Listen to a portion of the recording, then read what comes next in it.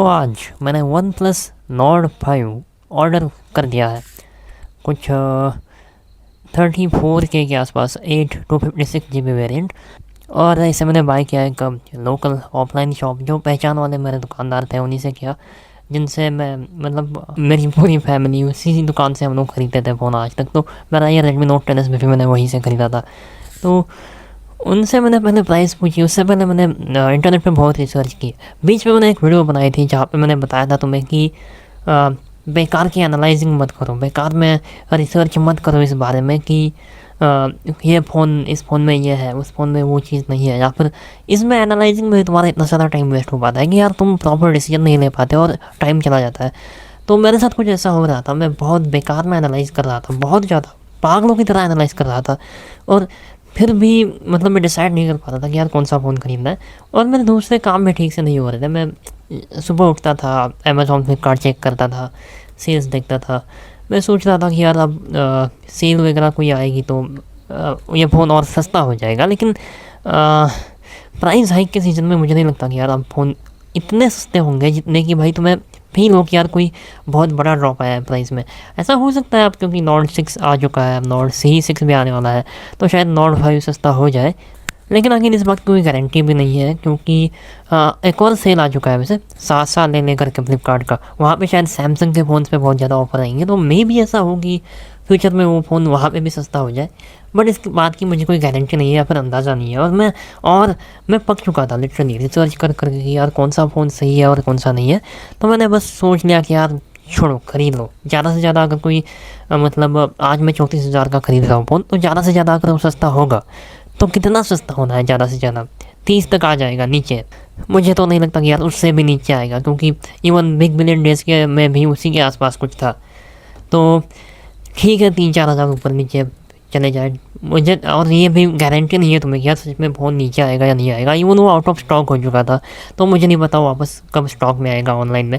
और आएगा तो आएगा, मुझे इस बात की चिंता भी नहीं है। मुझे सिर्फ इस बात की चिंता थी कि यार जो भी मेरी रिक्वायरमेंट्स थी एक फ़ोन से, वो सेटिस्फाई हो जाए। और कितनी अजीब बात है, मतलब एक तरफ ऐसे लोग हैं इस समाज में जो आईफोन जब लेटेस्ट लॉन्च होता है, वो मान लो 80,000 का लॉन्च होता है, वो ख़रीदते हैं। उन्हें पता है कि यार अगले साल वही फ़ोन 50,000 में आ जाएगा। उन्हें पता है, उन्हें लिटरली पता है कि वो फ़ोन आधी प्राइस में अगले साल मिलने वाला है। ये फिक्स है, ये कंफर्म है। फिर भी लोग उसी समय ख़रीद लेते हैं 20-30 हज़ार रुपये ज़्यादा देकर। और एक तरफ हमारे हमारे जैसे टेक नर्ड्स, इंथुजियास्ट बहुत ज़्यादा रिसर्च करेंगे, छोटी छोटी चीज़ों के बारे में बहुत ज़्यादा सोचेंगे, कैलकुलेशंस करेंगे, एनालाइज करेंगे। इसमें बेकार में टाइम वेस्ट करने से फिर भी अच्छा है यार तुम 2-3 हज़ार रुपये ज़्यादा खर्च करो। सीरियसली, मतलब ये नहीं कह रहा कि यार तुम रिसर्च ही मत करो फ़ोन में, लेकिन एक रिसर्च करने की भी कोई लिमिटेशंस होती है। जो तुम्हारी रिक्वायरमेंट्स है, जो तुम्हारी नीड्स है, उस हिसाब से तुम्हें एक सही डिवाइस मिल गया और उस डिवाइस के साथ तुमने काम करना स्टार्ट कर दिया, तुमने उसे यूटिलाइज़ करना स्टार्ट कर दिया, बात ख़त्म। ये मेरी सोच है। एनालाइजिंग की एक हद होती है, उसमें टाइम वेस्ट करने से फिर भी बेहतर है तुम एक इम्परफेक्ट डिसीजन लो। कोई भी ज़रूरी नहीं कि वो डिसीजन इम्परफेक्ट ही हो, वैसे हर डिसीजन अपने समय के हिसाब से परफेक्ट होता है। वैसे तो मेरे मन में एक और चीज़ आ रही थी कि यार भले मैं अब 34,000 दे रहा हूँ इस नॉट 5 के लिए, लेकिन मैं थोड़ा सा आगे जाऊँ मान लो, तो मुझे गैलेक्सी के फ़ोन्स मिल सकते हैं एस सीरीज़ के।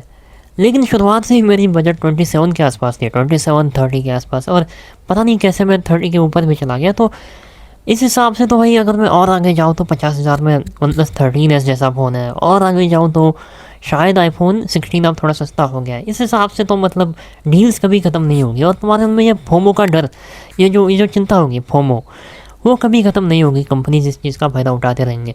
तो बेहतर बात यही है कि जितना एनालाइज कर सको तुम अपनी नीड्स के हिसाब से, अपनी जो चीज़ें होती है वो डिसाइड कर लो, तुम्हें कौन सा डिवाइस चाहिए वो डिसाइड कर लो।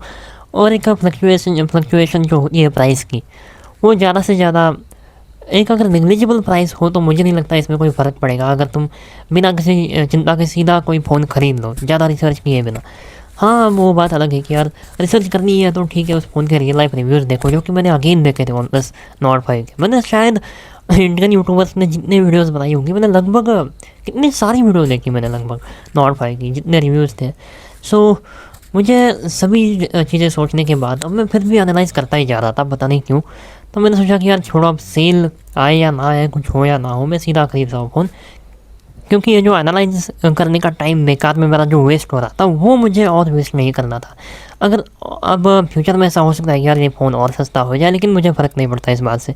सो जब ये फ़ोन आ जाएगा तो मैं अनबॉक्सिंग भी दिखा दूँगा आपको और एक बेसिक ओवरव्यू भी दिखा दूँगा। कल ही आ जाएगा वो, वैसे दुकान वालों ने कहा था कि कल वो आ जाएगा स्टॉक में। सो कल मैं सीधा परचेज़ कर लूँगा उसे और अब यहाँ से आगे कंटेंट बनाऊँगा नॉट 5 के बारे में, हम बातें करेंगे उस फ़ोन के बारे में। कंटेंट तो जमकर बनाएंगे उस फ़ोन को लेकर। सो इस बारे में तुम क्या सोचते हो? तुम कमेंट कुछ भी करो, शायद तुम इस बारे में बात कहो कि यार तुम सेल का वेट करते हैं, अगर ये फ़ोन किसी और जगह इस प्राइस में बिक रहा है। तुम अपनी ओपिनियन शेयर कर सकते हो, वैसे मुझे इस बात से कोई फ़र्क नहीं पड़ता। अब बट मैं कहूँगा कि यार इसके अलावा जो तुम्हारे पास कोई ओपिनियंस हो नॉट 5 को लेकर, तो तुम उसे कमेंट कर सकते हो। Okay, so that's it for the video.